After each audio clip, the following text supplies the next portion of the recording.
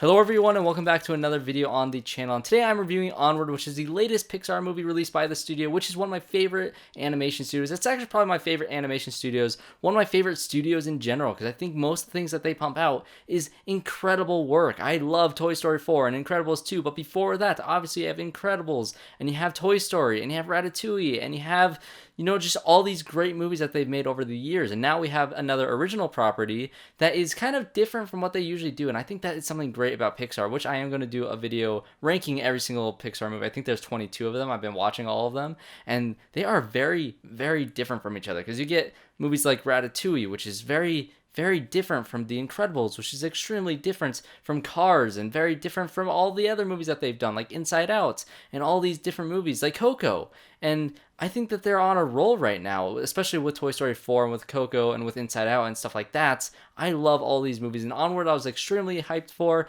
and I don't think it's anywhere near the best of Pixar. I think they've done a lot better, and I think the movie, for the most part, is just good. This movie is directed by the same guy who directed Monsters University, which I do think that movie is underrated. But I can see the complaints that that movie has, and when Pixar sets their bar at such a high level and you don't quite reach that insanely high level of expectations from Pixar, just being good isn't good enough at this point. This is a really solid, really fun, and an entertaining movie with Tom Holland and Chris Pratt voicing the main characters, which they do an excellent job. But the last 30 minutes of this movie is incredible. It is the Pixar movie that I thought I was going to get when I walked into this theater, and the last 30 minutes was what I wanted for the entire movie. Now, if you don't know anything about this movie, essentially what it is, it's in a magical world where, there's elves and there's unicorns and there's all these mythical creatures, but they kind of were modernized and have the technology that we have in our normal day. So for the first half of this movie, there really isn't a lot of magic because the magic has been lost from this world, and they're kind of relearning it throughout the movie. But for the most part, the world seems exactly like ours. They have cell phones, they go to restaurants, they have streets, there's a car chase, there's, kind of problems that we run into in normal life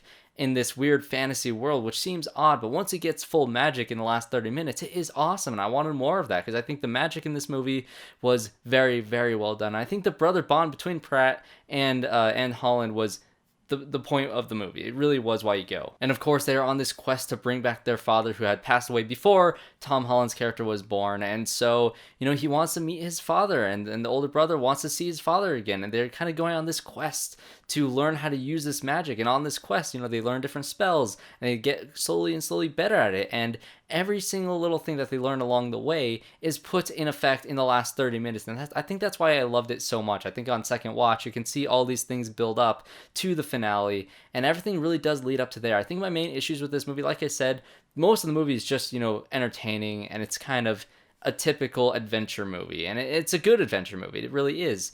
But there's some side quests, or not side quests, there's some side characters that are on their own separate quest, which is the Manticore and their mother, which they are kind of on their own separate path, trying to get to the same thing. And they're not as entertaining or as interesting of storylines, especially the Manticore. I think she's a one-note character in terms of, she had lost all her past magic and all her past, things that she would do, that at least the creature of the Manticore and the mythology behind the Manticore and what she would do, she lost all of it, and all of a sudden she gets all of it back, and there's no arc. It just goes from one state to another state really fast, and there's not much you can do with that character. She's funny and she's entertaining in it. I'm not taking anything away from what that character was in the story, because I liked where it went, but I thought it was just, it wasn't a great, change in character. There wasn't such a great arc. It was very much a side character that was supporting. And same thing with the mother. She didn't have a lot to do, and I wanted her to be more a part of this story, because obviously it's not just the two brothers' dad coming back, it's her husband coming back.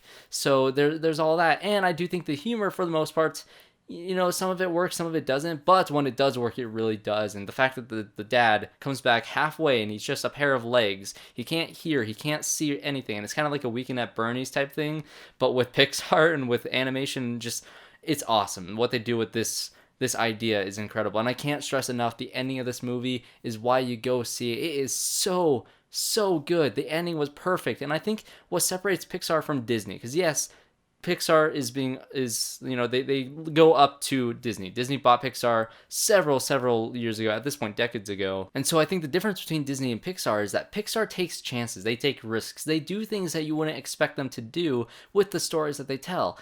take Frozen 2 for example. In Frozen 2, spoilers for Frozen 2, they have a chance to break down this dam to kind of bring these communities together, but in doing so, they're going to destroy the kingdom. And there's nobody in the kingdom. The kingdom is just a place. It's not, just it's bricks and buildings and all that stuff. It's empty. The people are the home.